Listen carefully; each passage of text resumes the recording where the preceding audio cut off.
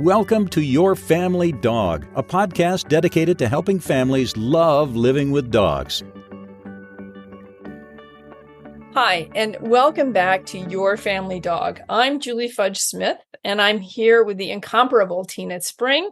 And today we have a really interesting guest all the way from Sweden. It's Caroline Alupo, and she did her master's work and thesis on PTSD in dogs. She's an ethologist and dog behaviorist, and she's joining us today to talk about PTSD in dogs. So thank you so much for joining us today, Caroline. I was so excited to get your email that you wanted to come talk to us, because this is the kind of thing I think most dog owners really need to know something about, because their dog may be more traumatized than they realize. And so anyway, welcome. And Tina, you get the first question. Well, welcome to the podcast, Caroline. We're excited to have you here. Thank you very much. I'm so excited to be here. So excited. Right. What time is it there? It's 7:00 in the evening. Oh, so not too terrible. Great. It's 1 bad. p.m. here. So okay. Sun's out, birds are singing. So this is a topic I'm very, very interested in. I happen to work, part of my my practice is with feral dogs from Turks and Caicos and the Bahamas and Grenada and all of that have been adopted into homes around the world, and the struggles that those dogs are having, even if they're adopted as very young puppies. So I'm gonna be taking lots of notes and potentially reaching out to you in the future too with more questions. So the first thing I want to ask, I think for me, because I'm going to be nosy about these dogs that are near and dear to my heart, I have 2 in my home, is do we see generational trauma, PTSD responses in dogs that are living in environments where they're quite at risk in the environment? Right, from people and other dogs and cars and all of the things. Yeah. Oh, I love this question. I actually, the dog that got me into this was a rescue I took on. And in Sweden, I also have a lot of clients that have taken on rescues from abroad, and like from Ukraine, Spain, Russia, for instance. So these are quite common on my client list. And absolutely, I share your thoughts there about, trauma being really generational. Yeah, trauma being generational. Because we know it's generational. It absolutely can be generational in people. I assume that there's an advantage to that from a development standpoint, from a survival standpoint. We know that it can be generational in humans. So I would assume that there's an advantage to that for dogs as well. Absolutely. And we see that puppies can be affected when they're actually in the womb with a mother dog. And if she's very stressed out, so will they become, because that's how their brain is like standardized from an extremely early age. So we see that a lot. And I mean, being brought up as a young puppy with a really stressed mother dog, I mean, that does affect them. And as well, if the environment is really harsh and bad. And so absolutely. Could you, before we go any further, I think maybe we ought to have a definition of what trauma is, so that we're all on the same page. So I think that's a great question, because one of the things that I know that I have learned is that one of the problems with a highly stressed mother is that the babies are bathed in cortisol in utero, and that has long-lasting permanent effects on the development of this dog and long-lasting life. But let's talk about what trauma is exactly. So if you could, your definition, then we'll be all on the same page. Yeah, and what we're talking about here is psychological trauma, not physical trauma, even if those two can absolutely be connected. And PTSD is like an anxiety disorder, really, where the memory gets stuck in the close everyday memory rather than is processed and in the backlog of the dog. So the dog will react to triggers of the event that traumatized them as if it's actually rehappening again and over again. So it's a psychological trauma that causes an anxiety disorder, one could say. And the events that some people tend to think that, you can look at the trauma event and say a dog that has been subjected to this or have been in this form of an accident or been subjected to this abuse will be traumatized, which is not true. About 30% of dogs that actually experience the same kind of trauma develop PTSD. The other 70%, they will slowly recuperate on their own. They might still be a little bit scared of, the car or men or other dogs or whatever the trigger is, but they will not develop PTSD in the same way as another than 30% who will.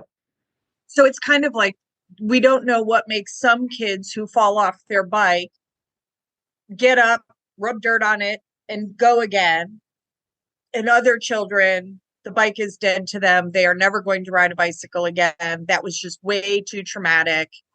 So it really is, the trauma is in the brain of the beholder, the study of one of who it happened to. So the exact same thing could happen to all three of us. One of us may have a traumatic response to that. The other two will be like, wow, that was a lot, but have better resilience to bounce back. Correct? Am I understanding that correctly? There's been studies done on twins who like grown-up people who've gone to war, and one of them come back, develop PTSD, and the other hasn't. And that's really interesting. And in dogs, we look at, what genetics, is there anything there, making a dog more susceptible to PTSD, or is it the age frame, or has it got to do with diet, and the social network, which is relevant for humans if they're in a traumatic event and has this social network that helps them, or if they get real fast treatment, and that lowers the risk. We see that in dogs as well. Dogs that do experience traumatic events and get treatment fast, we minimize the risk of developing PTSD. Yeah, I think a lot of it just depends on, it could be that if something happened to me today, I'd be fine, but tomorrow I may be traumatized. I think there's just so many factors. It's hard to actually say when trauma is going to occur to cause PTSD. But the treatment of PTSD, if you do develop it, is, you mentioned in your paper that it's a psychological as well as a physiological disorder. So I would think that treatment would have to include both psychological as well as physiological responses. Can you address that a bit? Yeah, absolutely. When I look at it, I see it as a triangle. At the top of the triangle, we have the dog's response to a trigger, a primary or secondary trigger that's related to the event, something reminding the dog of this nightmare the dog has been through. And in the middle, we have the dog's emotions that arise when they encounter this and trigger, whether it's a smell or a sight of something or a sound. And at the base of it, we have the dog's overall welfare, which could be affected by, nutrition or physical exercise and activation and training, and also pain in the body or diseases. And when we treat these dogs, we want to start at the bottom and make the base as optimal as possible. And that often starts with, because these dogs, what they normally develop, apart from the psychological stress that they carry, is also stomach issues in the form of loose stools, diarrhea, stress stomach, IBS kind of thing, or constipation or vomiting. They have like a disrupted and stressed stomach. And also sleep is often affected, because there's a hypervigilance. They're always on the, edge and can't really relax and sleep. And in my study, some dog owners also stated that they experienced their dog developing nightmares after the traumatic event. So they started sleeping either with, one eye open, or woke up and howled or barked, or started running, frantically. And another thing regarding the physical part is that these dogs often, they have like a body posture due to their anxiety or their stress. They'll crouch their back up, they'll tug their tail in a little bit, or the ones that are more offensive in their reactions will, broaden their legs and stand up straight, and they'll tense their body. And this can make them really stiff and sore, and they have muscle aches. So I always want a vet to check the dog out, and dog physiotherapist who works with, force-free treatment plans that don't only just go in and massage those muscles and stretches those legs out, but actually knows that there's anxiety in this tension. So it's really a very gentle treatment. And another important thing is sleep, of course, like I mentioned, to get these dogs sleeping and sleeping real long and good. And even in the daytime, get their hours in, because they need so much sleep. They're constantly drained with the stress. And nutrition is key. I always want to put these dogs on a raw diet, lots of nutrition, omega-3. I want them to have B vitamins and magnesium and tryptophan, and really boost them to be able to tackle the behavior, the emotional process we want to help them with later on. And the next treatment, when we get to the emotional side, we want to look at what's on the opposite side of the emotional wheel of distress and fright and anger. Well, we have joy and we have lust and we have curiosity and play. So we want to really boost that before we even start trigger training. And this is what most people do wrong. They focus so much on the dog's reaction when they see that man coming or the dog coming or they hear that firework, instead of working with this triangle theory and starting at the bottom and working the way up. Because what I see is that quite a lot of dogs, when we do this, their reactions to the triggers, they decrease and they're not as frightened anymore. Or when we boost so much curiosity and play and lust, it's so much easier for them to tackle the trigger training that can otherwise very easily become flooding, meaning that we overstress the animal, the dog in this case, and that just worsens the situation, of course. Right. I call it picking at a scab, right? Like our OBGYN knows not to begin with the main event. Yeah. Instead, they demoralize us by weighing us. So but lots of people are like, well, I want to go right to the thing that freaks the dog out. And I'm like, we cannot successfully begin there. It's kind of like you can't focus on sleeping and fall asleep. It doesn't work that way. You have to focus on relaxing so that you fall asleep, because sleep is a wonderful neighbor to relaxation. So how are you diagnosing that a dog is reactive or anxious versus PTSD? Super great question, Tina. Well, I look when there's an event, like with the rescue dogs, we often don't know what's happened to them. We just know that they have symptoms similar to PTSD. But if we have a dog that's lived a happy-go-lucky life and then something happened, I want to look at that event, because if that event, from the dog's perspective, involved a fright for the dog's own safety, life, or injury, then there's a risk. I also want to look if the dog lost control and predictability, because those two factors really play in. And then I want to look at what happened after the incident, the 1 to 6 months after, because that's normally what time it takes for this disorder to develop full blast out. And I want to look at the overall mental state of the dog, how that has changed since before the incident, and also the vigilance and the arousal of the dog. And here I want to look at both active and passive coping, because some people just say, oh, my dog became really calm after the incident. And it's just another side of active stress, really.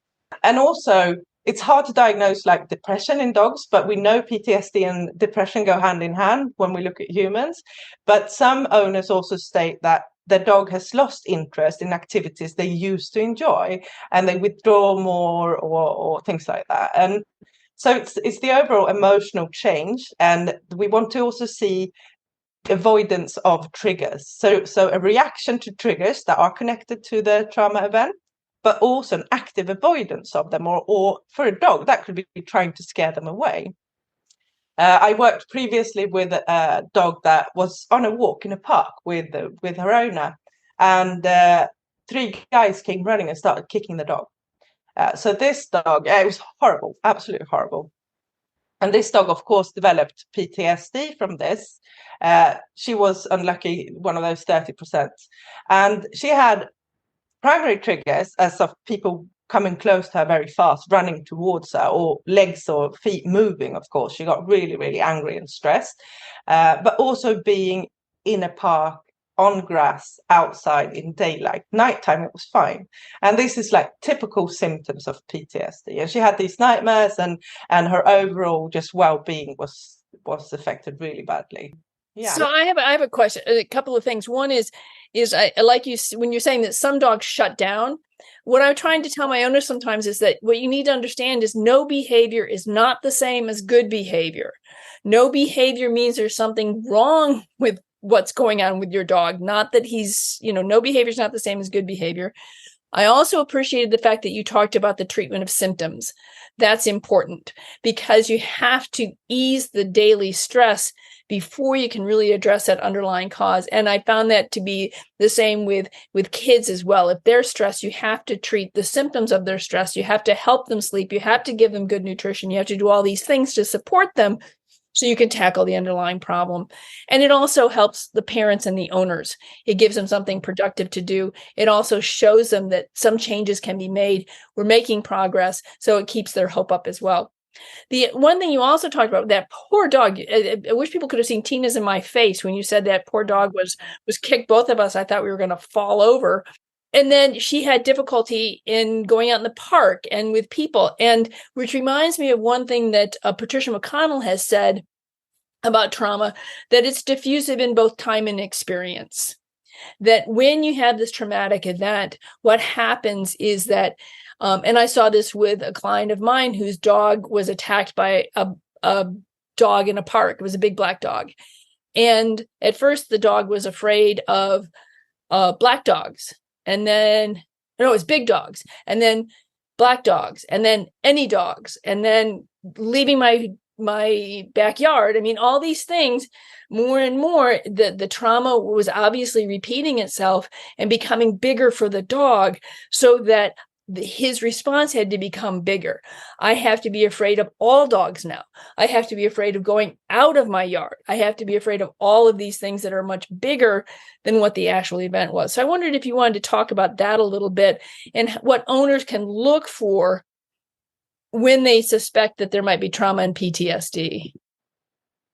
Yeah, you're so true that what happens with the trauma that is not treated is that it grows. It goes from discriminating to black big dogs to all dogs and going out when the sun's out, So it's really important to get them treatment fast.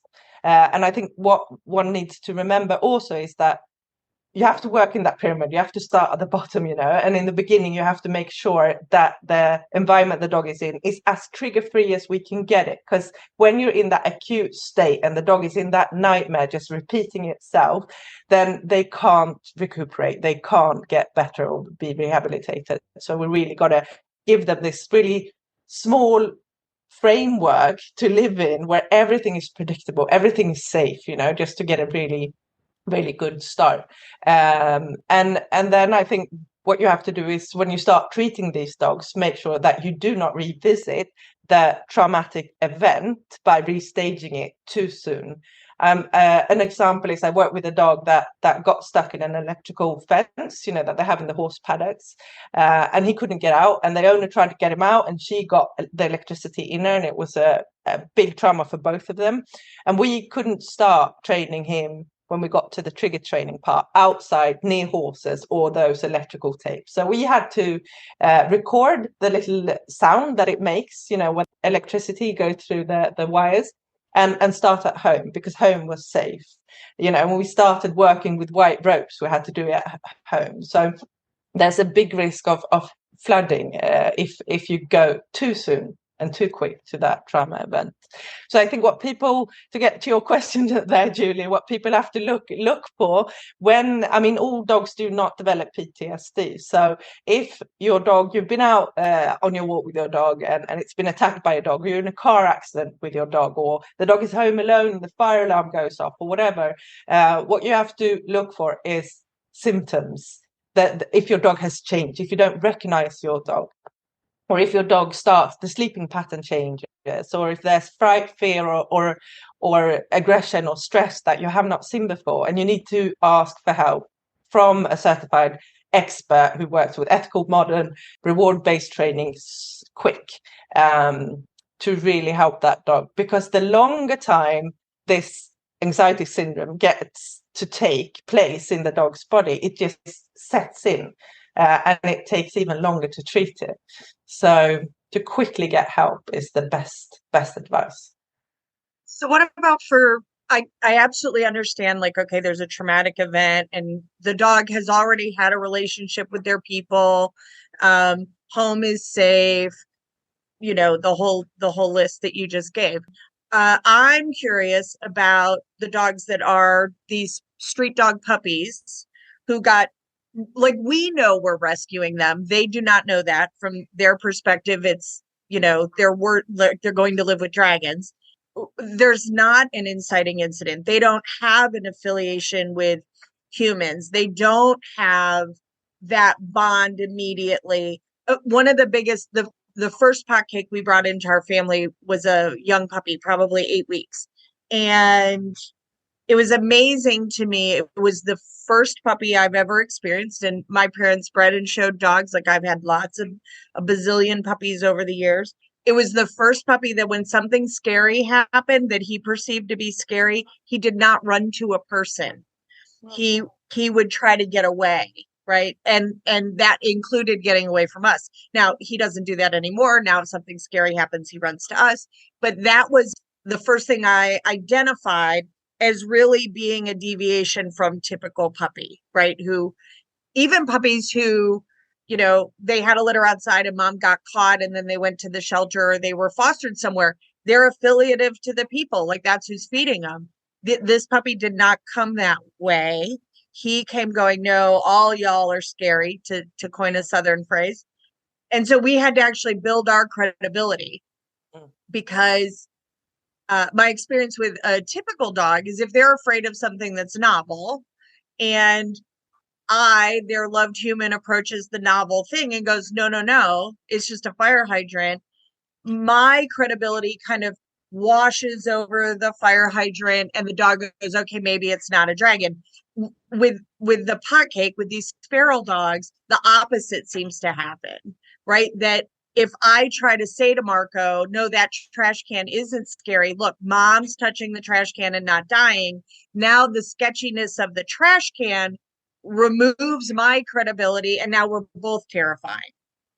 So these puppies, like, I've had Marco since he was 8 weeks old. He's had no massive trauma living with us, right? I've observed him all that time. So I'm assuming that this is all genetic, and really when he was an infant that something happened, but we don't know what it is. It's everything for these dogs, typically. So can you speak a little bit to that kind of case? Yeah, absolutely. These cases are interesting when we do not know what's happened, and unfortunately we can't ask them, or most of us can't. And it's tricky. We have to look at the trigger picture, and in your case it's hard because it's everything. But what you're also dragging us into, which I love, is attachment theory. And that when a puppy so young has had a disrupted attachment from either its mom or humans, and there's no one to trust, and the upbringing has been traumatic, and there's no one in the world to trust, not even themselves, because they've been so young when this had happened and they couldn't have fended for themselves. So this is really tricky. And I think the goal, I say that to a lot of my clients, with a PTSD dog, we can't have a goal that's, a normal happy-go-lucky dog. They are the memories, and we can help them, and we can protect them, and we can rehabilitate them to some extent. But the goal isn't for that dog to be whoever he was supposed to be if the trauma never happened, because that's not realistic at all. But with those young puppies that come and they're just scared of absolutely everything, I want to start, and it doesn't matter if they come as a 2-year-old, and they haven't been allowed to be a puppy. I want to take them back to puppyhood, and I want that attachment to start building. And to me, it's oxytocin. It's all about tactile massage. It's all about eye contact, that biochemical loop between us as two species, the dog and the human, where if we look at a dog and they look at us, oxytocin is released in both of our bodies. And that tactile massage, it's not just cuddling, it's not a physiotherapy massage, it's just that tactile, soothing, slow and long massage all over the dog's body, and really spend time on that on a daily basis, and closeness, to be close, and align those heartbeats. So that's how I would start with a young puppy, and make that environment small again, so there's not too many things in their life that actually trigger stress. And then I would start with environmental training, but without going to an environment, staying at home. If the home is okay, just placing things out on the floor for the dog to explore and move about on, and trying to find its own self-confidence around things that are a little bit scary. They're not triggered, but it's just a little bit unsure, and try to build a confidence. And I would also practice a lot of protection. I mean, to be the advocate for our dog and stand in front and protect them from things, because they are scared. Their fears and their demons, they are real for them. So we can't just stand next to them and say, oh, never mind, that postman is really sweet, or, don't mind that bus driving past. We want to place them, like if you look at a pack of dogs, and if something is to threaten that pack, there will be these watchdogs, the ones that just scream really loud and go, oh, there's someone coming, and up runs the big, bulky, muscular guard dogs, of course. And we need to be that guard dog for these dogs, like stand in front of them and pet them and treat them behind us while we fend off whatever is scary. And I have exercises like that. So we have the dog behind us and somebody walks up to us at a long distance, and the owner gets to say, stop, my dog doesn't want to. And the person, the decoy dog or the person, gets to turn around and run off really quickly. So the dog behind its owner feels that, oh, my mom's really great at this protection thing. And that becomes a sense of security, because they haven't got a security in themselves. So we need to take that stand and help them. And I tend to see with time we can be less of a guard dog for them, and they can slowly, come out of their shell. So one of the things that's interesting to me is I think I've gotten to the point that I hate the word socialization. I just hate it, because it's become something that we torture our dogs with, instead of recognizing that it begins with the dog, right? That the dog sets the pace, not the human. I mean, I think it's a difficult thing. And I do want to say this, because I'll promote this on the Potcake sites. No one who's working with these feral dog rescues is setting out to do anything to cause any harm. Their heart is a beautiful gift to the world, that they are rescuing these dogs and they are getting them in better situations and they are loving them. And I'm crystal clear about that. And thank God that they're doing it. Like, there's a special place, I have to believe, in heaven for people who are doing that work. Marco, I have video of him long before I ever met him, where he's like 4 or 5 weeks old. And even within his whole litter, he was the one who would shut down and cry when he was presented with a ramp that seemed a little steep for him, right? He just was more sensitive than some of his litter mates. I think I too was arrogant. And when I got him, went, well, I'm just, I've dealt with lots of sensitive dogs and I'm just going to socialize them, and realized very quickly that that was not going to be a working plan for him, that I needed to slow down what I was doing and really give him the benefit of moving at a pace that was good for him. And I worry constantly for the dogs who end up with a regular trainer who does not understand behavior, even the tiny bit that I do, because they're actually sensitizing the puppy, not desensitizing the puppy. Or in the case of an animal with PTSD, they're actually re-traumatizing. They're not desensitizing. They're not classically conditioning in a positive way at that moment. And it doesn't mean that the person's hitting them with a newspaper or shock. It can just be the lesson's too big for that individual animal that day. So can you speak a little bit to that? Yeah, I see that a lot. I think that's the biggest mistake people do when they try, like you say, from the bottom of their kind heart to help these dogs, that they actually overexpose them to the trigger.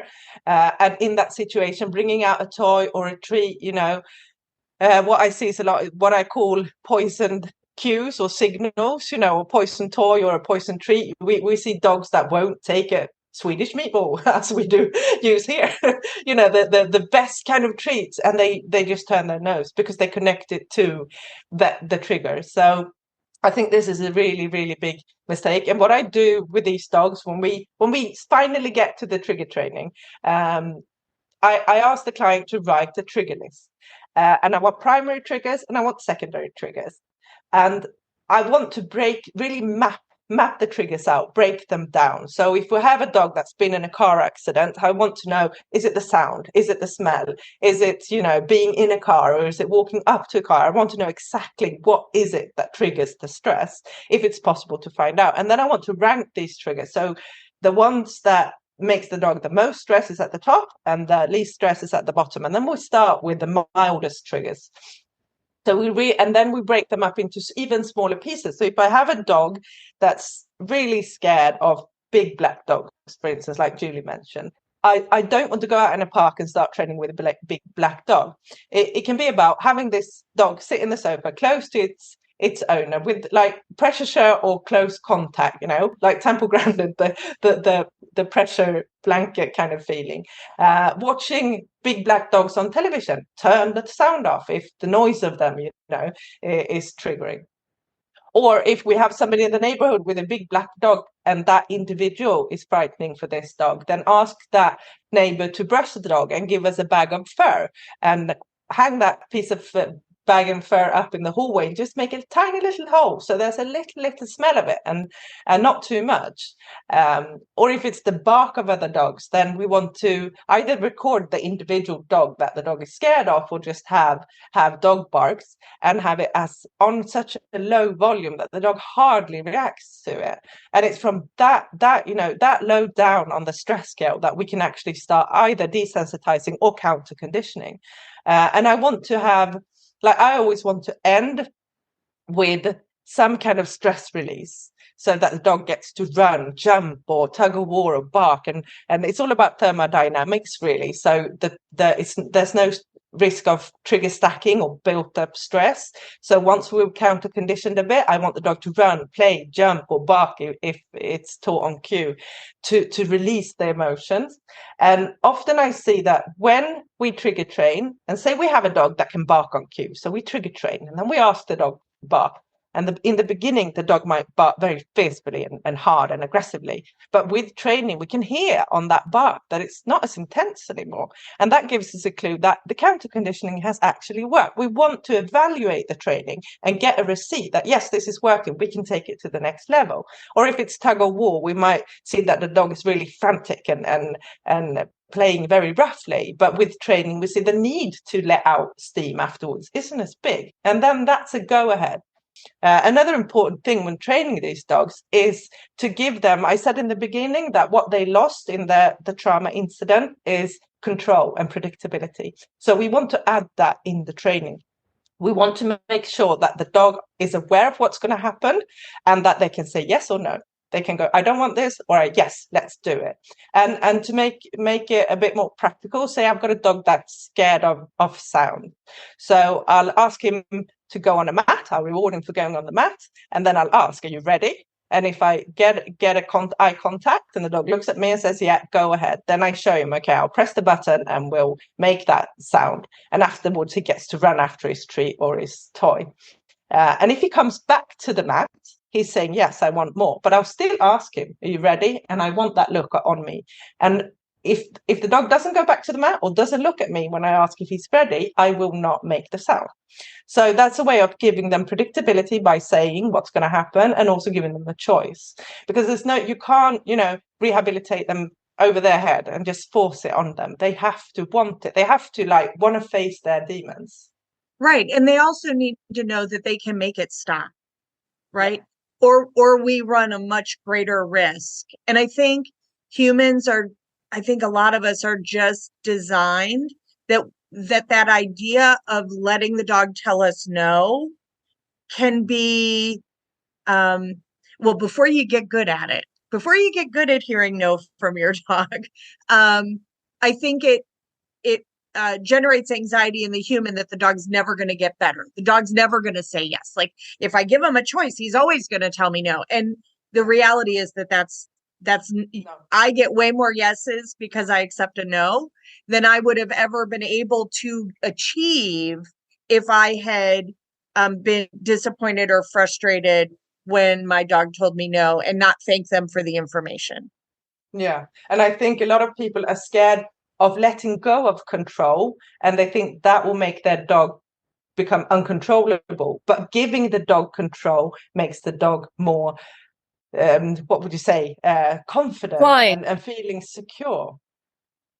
An example of that, like I had this dog, I was working with this little Pomeranian, and he was at the groomers, and this groomer was really handling him harsh. I mean, it was horrible how he pushed him down in the table, and when he was growling and he didn't want his nails trimmed, he was really harsh to this. And it was a very young dog, a young puppy. It wasn't a 5-year-old that had great grooming experience, and then something happened. He had hardly had any experiences, and then this happened.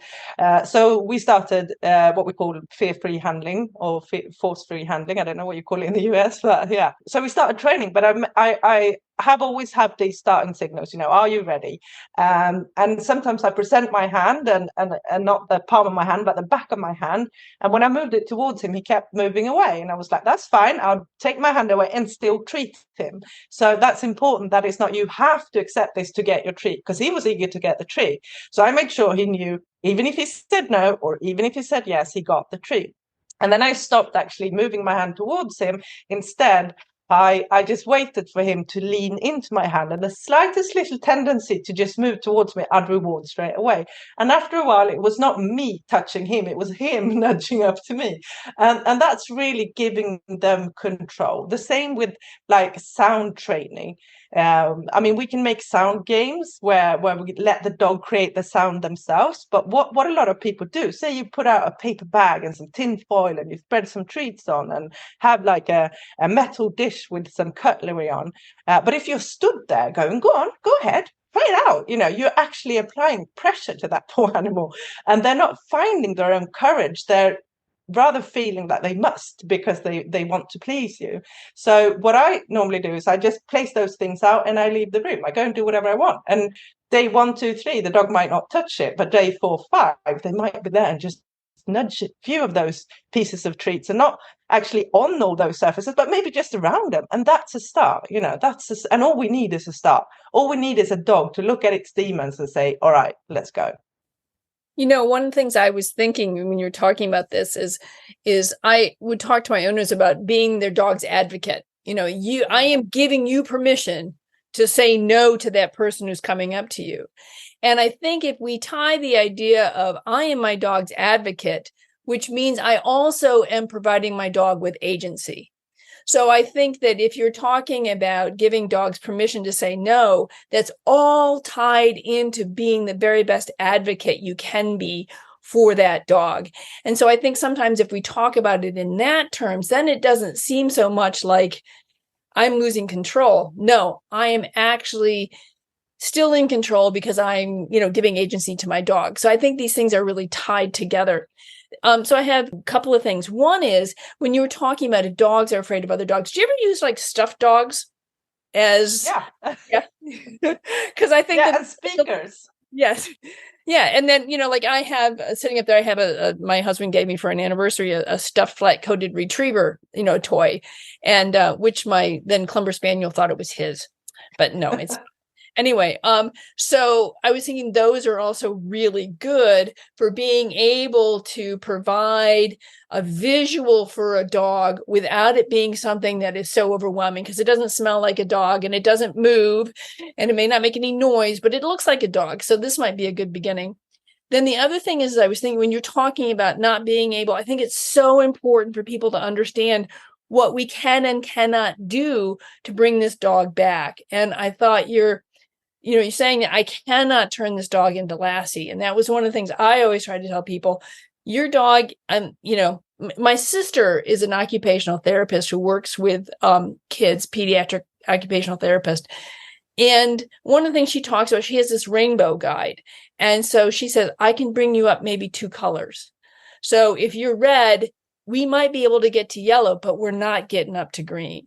Right. Mm. And if you're at orange, we might be able to get, past yellow and up to the edge of green. Or if you're in yellow, we might be able to get to blue. But, you have to understand that I can't expand the whole rainbow for you. And so I thought that was an important thing for people to understand. We can bring your dog just so far. Then my last question, because those were all comments, is do you ever use medication with these dogs? Do you find that there are anti-anxiety medications that are helpful in this whole process? And could you address that, please? I also always want to start with the least aversive, treatment plan. And sometimes we check out supplements. We try thunder shirts and adaptile collars and whatever, just to see. But with PTSD dogs, some of them, especially complex PTSD, and if the dog has suffered for many years and gone untreated, all those supplements can be a bit like, one little drop in the Atlantic. So it's not enough. And I have great collaborations with vets here, and we've started using more and more medication, but over a period of time, a few clients have to use the dog's entire lifetime. They have really complex PTSD, but we always start with a very low dose and work our way up. And now we use more medication for anxiety disorder rather than just stress. So there's different types for it.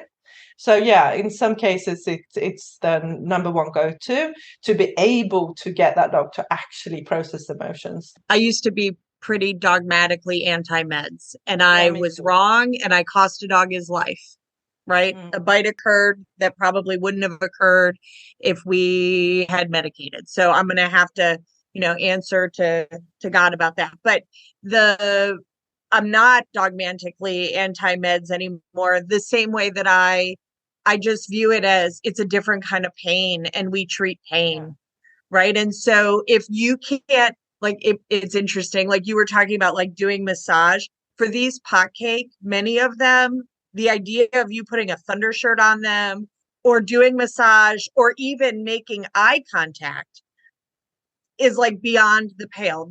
I have people who own pot cakes who live with them that they can't touch the dog, and the dog will not eat when they're in the home or awake, right? They can't put a collar or a leash on the dog.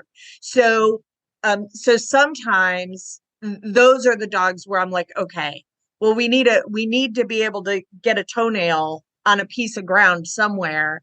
And in those cases, a lot of times medication is where we have to start, because the dog may have lived with the person 3 years and they've literally never touched their dog, except the day that they brought him home when the dog was like catatonic. So these can be very, very severe cases. And it doesn't mean that any human did anything wrong, right? It can be that damage happened before. Yeah, or it can be an accident that was nobody's fault, Right, and baby gate fell over. Yeah, exactly. And when we're on the topic of medication and veterinary medicine, I see that now when I've spread the word quite a lot in Sweden, people reach out to me if their dog has experienced something that they think is potentially traumatizing. And what we want to do is get them to a vet quick and get some anxiety relief medication in them just for a few weeks or a month, because that really helps the disorder not to be able to grab onto the dog and set roots. So that's kind of also a proactive measurement. And something else that's important, a lot of people used to think that, neutering, if we have a dog that's not scared, frightened, but or the symptom of it is rather aggression. Before, quite a lot of people in Sweden used to think that, you just have to neuter them. We have to lower the testosterone. But the risk for these dogs is that without that courage that's in that testosterone, that their dogs get even worse. So I'm happy to see a change here when neutering isn't, the quickest and fastest go-to in these cases or other aggression cases. But something I also do with these clients very early on when we meet is that I want to make sure that the dog hasn't got any diseases or pain, because the symptoms of pain are very, very similar to the symptoms of PTSD. So I look through the dog and feel through the dog if I'm allowed to get near the dog. Otherwise, I film the dog and zoom in and look, and the owner gets to touch the dog. And then I send it all to the vet that does a really thorough check through. Because if there is some kind of pain in the body, we risk not knowing what we're working with. So we really want to, put out that fire first if it's a factor affecting the dog. Well, one of the things that sometimes happens is that you see a sudden change in your dog's behavior, but you don't think anything happened. I was like, that's when I always say, before we go down some long behavior modification program, which mine was always 3-pronged as well. I'm like, the first thing we're going to do, because I won't see your dog until you see your vet and do a thorough assessment for pain, because that could be, as you said, just the underlying cause. And let's treat that. And then we can, go from there. But I'm really glad you said that, because people sometimes think with a sudden change in their dog's behavior, something must have happened, and that's not necessarily true. The other thing I always try to encourage people to is, as your dog gets older, when you're talking about dogs who are 6, 7, 8 and older, they should routinely be assessed for pain, because our dogs don't necessarily tell us, but it's likely that they are all developing a little bit of arthritis, and that you may see a change in their behavior, even slightly, and that could be due to pain. Or we might be less tolerant of the grandkids, or the kids coming and petting me because I don't feel well, because my hips hurt. So I honestly think that raising that awareness in owners as well as in vets, and my vet got to the point where somebody would say, well, Julie Smith, and he goes, oh, you need me to assess for pain, do you? Because my vet began to understand, this is what I need you to do, because we're in cahoots together to try and treat this dog, give it the best life possible. Yeah. And I think for practitioners like us, it's really important to have that close collaboration with vets. And sometimes I see things in dogs when they're like in the dog park or at the clinic, when I see them, and when they go to the vets, they're like, oh, tighten up, and the vet can't see anything.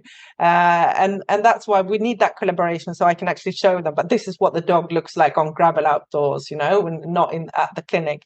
And sometimes our vets say that, okay, we'll just try pain relief. We can't see anything. We can't see anything on the x-rays, but we'll try pain relief. And if that actually has a positive effect, then we need to keep looking, because it's information. So we need to also be open to these trials of medication when we pain assess.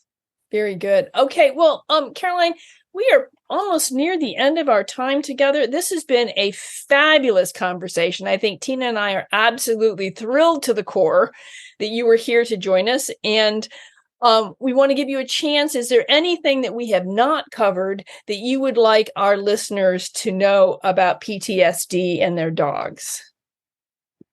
Well, I think the key to solve PTSD in dogs is to be aware of what can cause it. And in my study, there was one common denominator, and that was humans.